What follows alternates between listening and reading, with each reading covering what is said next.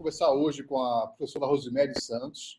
Ela é formada em Letras e Pedagogia, doutora e mestre em Educação pela UERJ e hoje é vice-coordenadora do Grupo de Pesquisa de Docência de Cybercultura.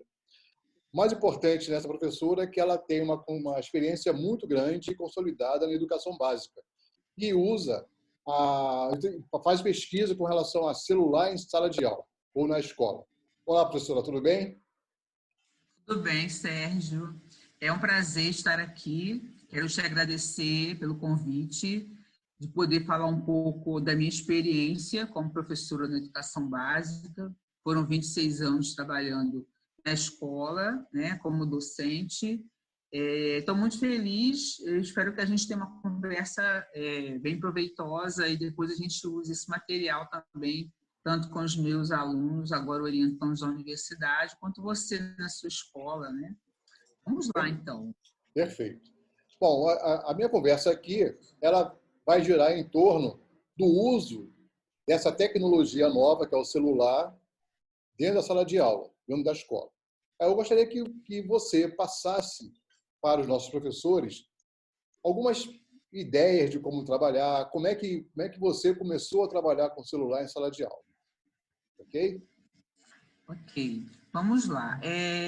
Durante esses 26 anos que eu fui professora de educação básica, parte desse tempo, eu trabalhei no laboratório de informática das escolas, né? Então, a escola que eu trabalhei tinha um laboratório de informática que ainda eram com computadores, com desktop, a gente não tinha ainda celulares, isso mais ou menos em 2005, 2006. E nós fazíamos trabalho com os alunos, e aí eu comecei a perceber que alguns alunos já tinham alguns celulares, né, que ainda era 2G nessa época, 2006, 2007. Então, nós começamos, o primeiro projeto que eu realizei com os alunos foi numa discussão que nós tivemos a respeito de como é que era o trajeto da escola para casa, de casa para a escola. Então, nós começamos, então, a usar o celular, principalmente naquela época, para tirar fotos e para gravar. Então, os primeiros recursos do celular que eu comecei a usar dentro da escola, com um projeto de informática educativa, foi esse, chamado Arte na Rede. Então, o que nós fizemos? Alguns alunos tinham celulares, outros não, tá? Nós fizemos um trabalho de dividir os alunos em grupo, e aí a atividade era, eles teriam que fotografar o trajeto da escola até a casa dele e da casa dele até a escola. Bom, e qual era o objetivo? Era que a gente pudesse mapear, né, como é que é esse caminho. E depois nós íamos para o computador buscar lá no Google Earth ou no Google Maps, naquela época já tinha, se a casa deles estavam localizados em algum lugar dentro daquele mapa. Então, nós fizemos, a princípio, uma seleção de imagens de cada grupo, e aí começamos a discussão de o que eu fotografei, o que eu vi, o que eu não vi, né? Quais são os mapas, quais foram os percursos que nós fizemos. E a partir disso, eu inscrevi esse projeto num edital, né, de uma servidora de telefonia, mostrando o que eu chamei de percursos afetivos e arte na rede. Então, mostrando que alguns alunos começaram a fazer mapas, né, com essas imagens do percurso que eles faziam de casa à escola, e que a gente começou gravando o que eles estavam percebendo a partir do momento que eles compartilhavam essas imagens. Claro que naquela época a gente não tinha uma infraestrutura ainda, nem todos os alunos tinham celular, nós fazíamos isso em grupo, inclusive nós emprestávamos celulares, né?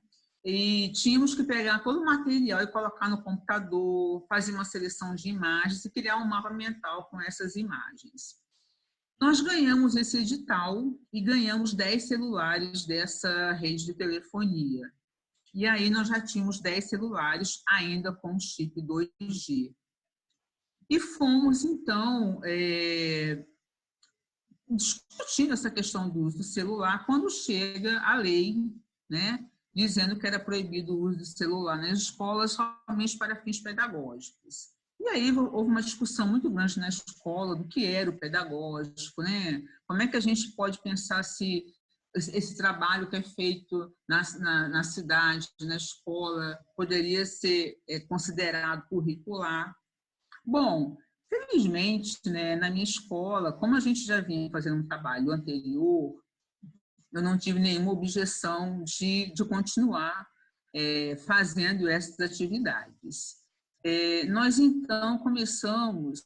e aí eu comecei a pensar... E aí o celular começou a se modificar, e aí alguns alunos começaram a ter outros celulares, não ainda o smartphone que a gente tem hoje, mas a minha reflexão em relação ao uso do celular na escola era, inclusive tem uma frase que a professora Maria Tereza Freitas fala, que o celular é um artefato cultural do nosso tempo. E aí eu comecei a perceber essa potência do celular, né?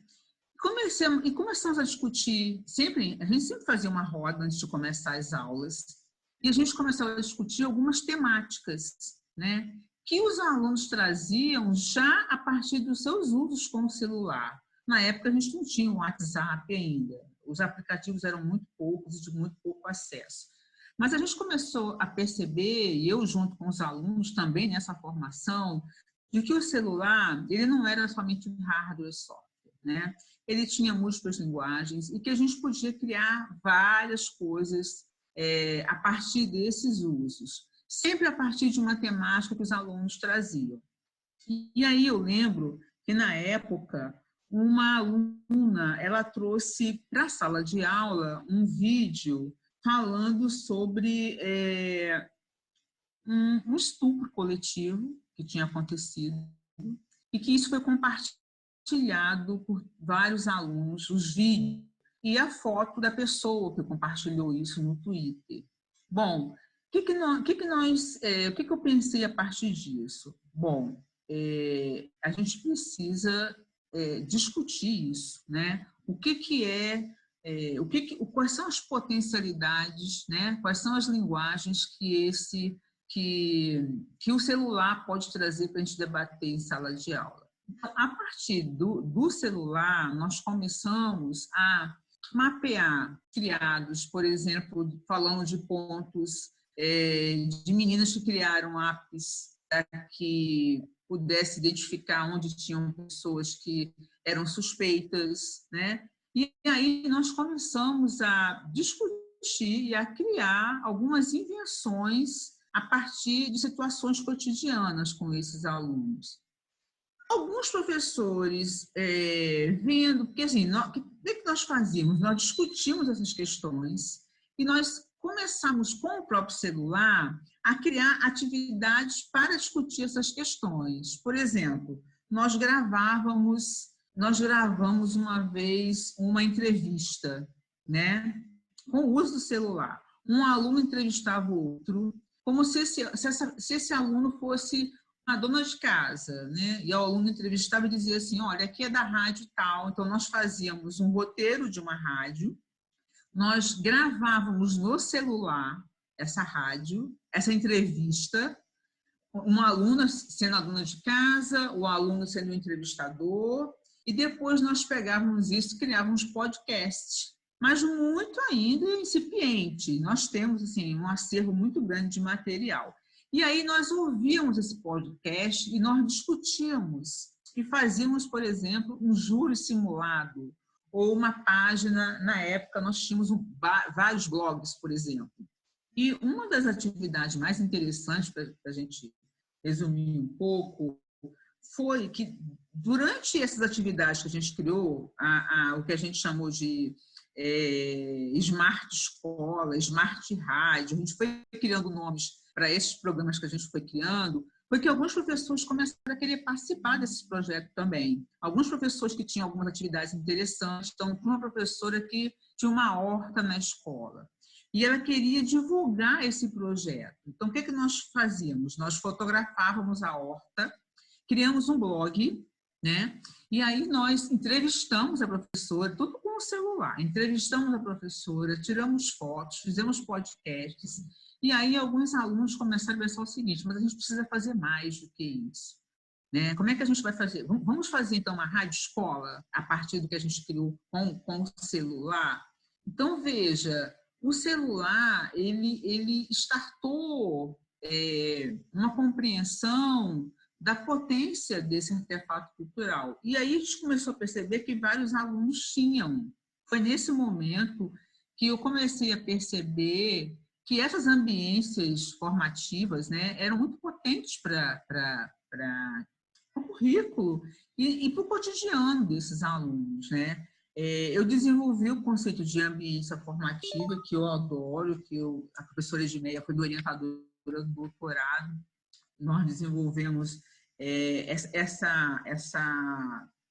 esse conceito, né, que são essas situações de aprendizagem que a gente vai copiando nessa relação entre a cidade, o ciberespaço, os artefatos culturais, aquilo que a gente tem.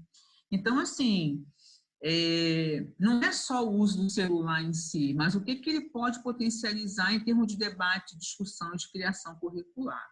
E de 2007 até 2015, nós criamos vários projetos usando o celular. Eu até posso depois enviar para você alguns materiais que a gente tem. Eu acho que é mais ou menos isso, né? Sérgio, tem uma coisa que eu lembrei aqui interessante, que foi quando nós começamos a usar, primeiramente, o Bluetooth.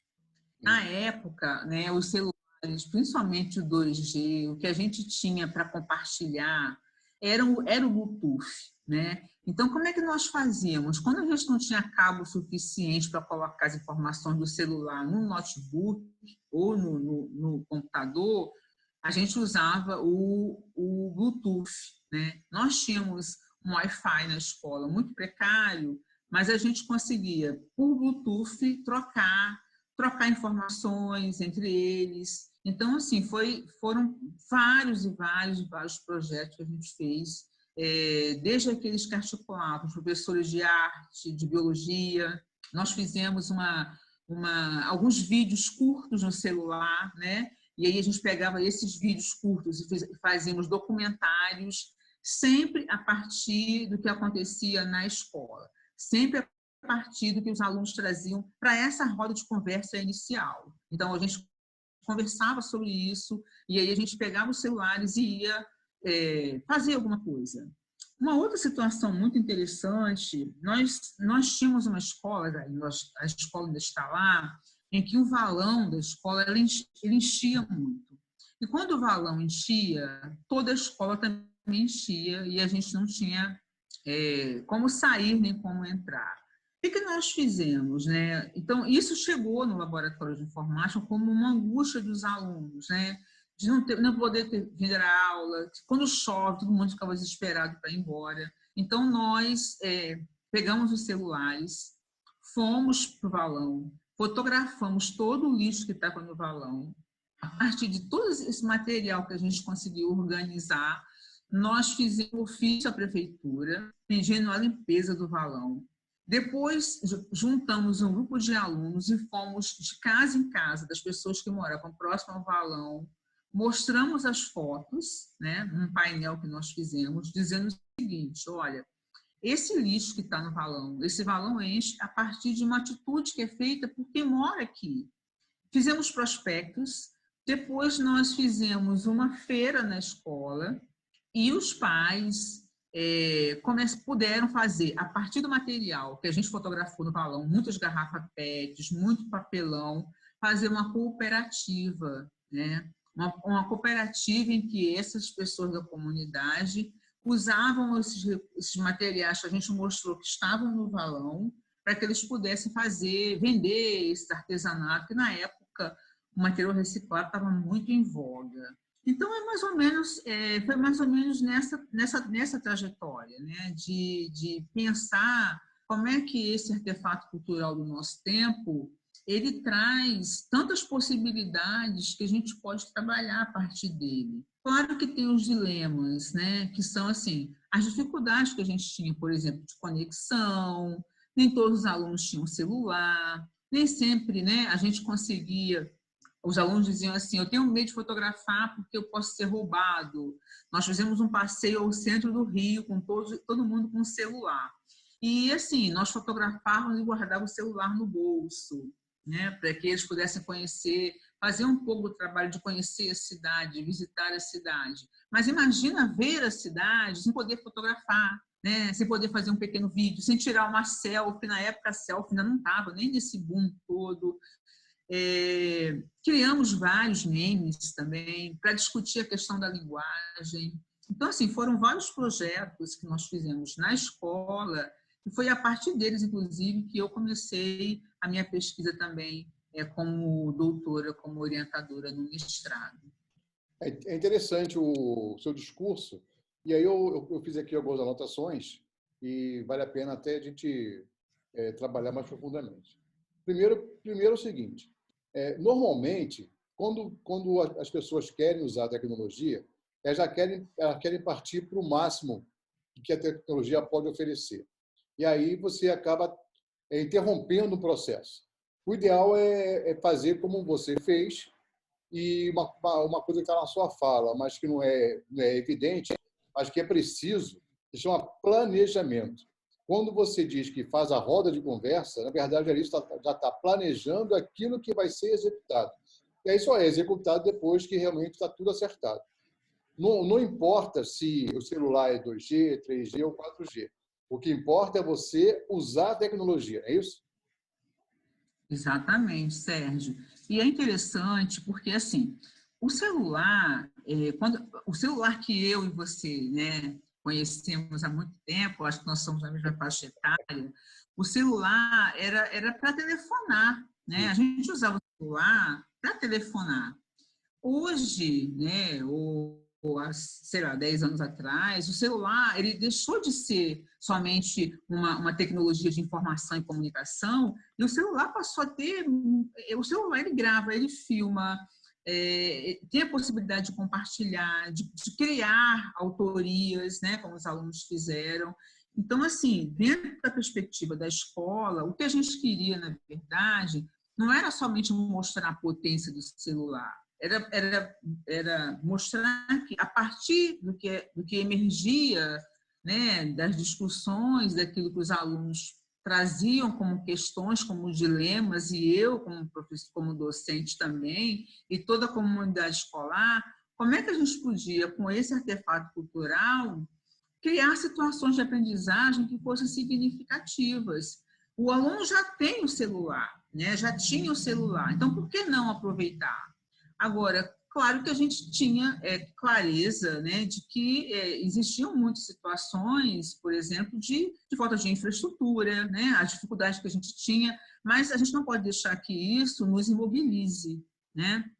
Então, assim, todos os projetos que nós criamos com os alunos, e o que é interessante falar, Sérgio, é que eles gostavam muito de fazer isso.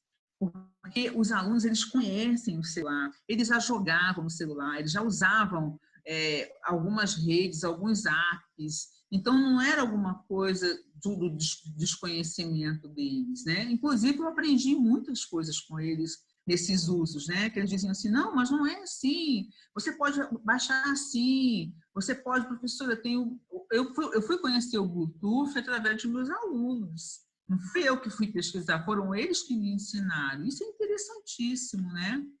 Você inverte mais ou menos o processo, né? Exatamente, exatamente.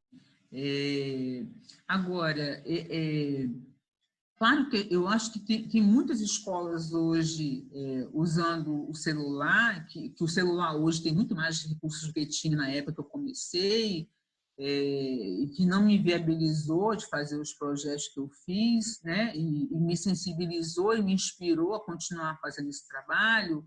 E eu vejo, assim, muitas escolas nesse movimento, sabe? De criar seu grupo de alunos no WhatsApp, de baixar um app. O que é o celular hoje, né, Sérgio? Se a gente for pensar em termos de potência, de aplicativos que a gente tem. O último trabalho que eu fiz com os meus alunos, antes de me aposentar 2 anos atrás, nós fizemos um mapeamento de apps, né? Então, eles iam mapear os apps que eles mais usavam. Então, por exemplo, o iFood.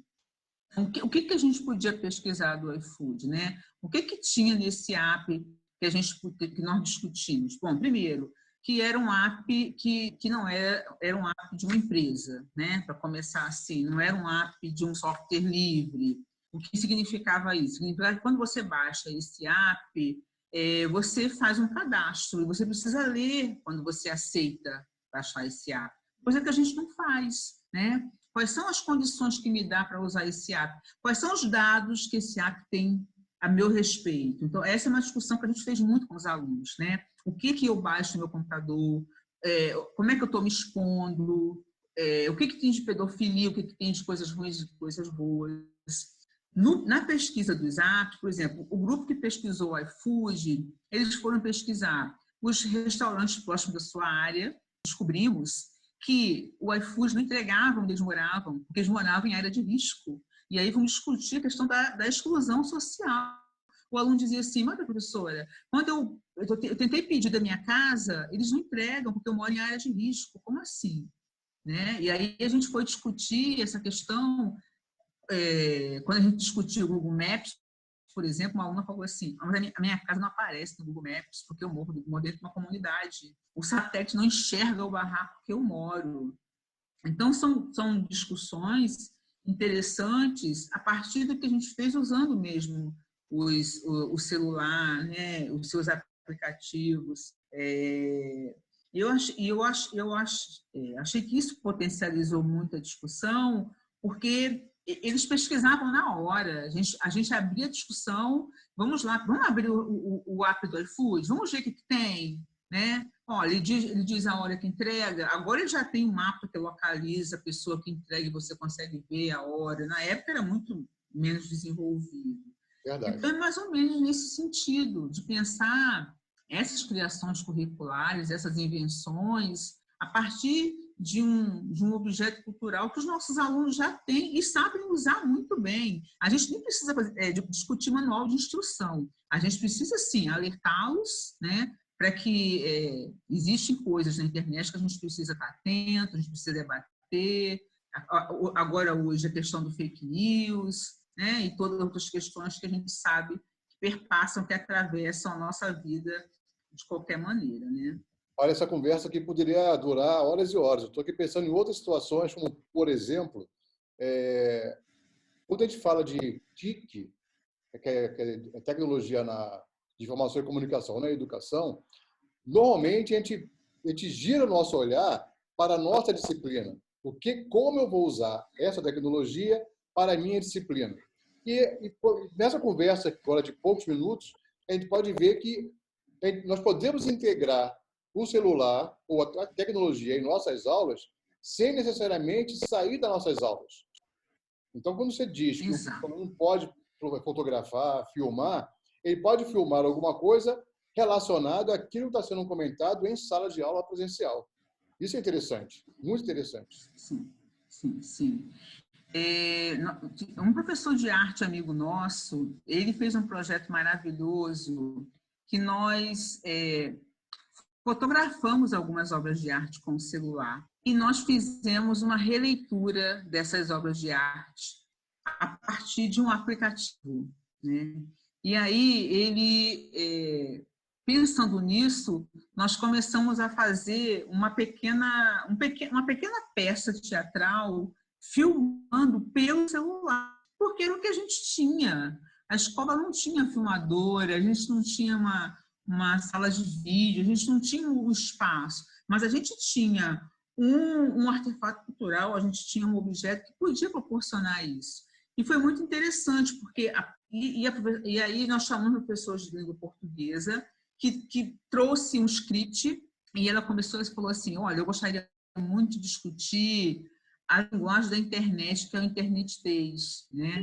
Eu quero muito falar sobre isso com os alunos, porque os alunos na redação, eles estão muito falando VC, PB, e aí ela se agregou ao nosso projeto para a gente discutir qual é a língua que a gente fala nos espaços em que a gente está, né? Como é que a gente se manifesta, por exemplo, numa redação ou numa rede social, né? A língua falada diferente da língua escrita, o que a internet traz de novo? A questão dos verbos, por exemplo, quando eu estudei, Sérgio, não existia o verbo deletar, nem a palavra download, nem, sei lá, tantas outras palavras que chegaram agora na nossa vida, e a gente vai se acostumando, vai usando, né? Deletar, bloquear nem tanto, mas tem alguns verbos que são muito próprios dessa linguagem da internet, que foram incorporados ao nosso dia a dia, inclusive algumas ao dicionário, e aí a professora fez um debate muito interessante com os alunos, a partir desse repertório, né, desse repertório que traz a internet e os usos das tecnologias. Eu acho que é mais ou menos isso. Professora Rosimere Santos, eu agradeço muito a sua participação, muito interessante. O nosso projeto aqui, o meu projeto, é fazer com que os meus professores tenham incentivo de buscar mais informações. Espero que eles me tragam novos temas para que eu possa voltar a conversar com a senhora sobre os temas. Muito obrigado pela participação. Eu fico muito feliz, estou à disposição, sempre que você precisar, me chame. E vamos lá criar juntos, fazer redes, né? Nesse momento tão difícil que a gente está passando agora, mas a gente vai superar, porque nós somos fortes, né? Então, Sérgio, muito obrigada. Eu vou depois compartilhar com você alguns materiais, desses materiais todos que eu falei, e Obrigado. se você quiser com seus professores, eu acho que vai ser muito bom, tá? Muito obrigada. Obrigado a você e até a próxima. Até a próxima.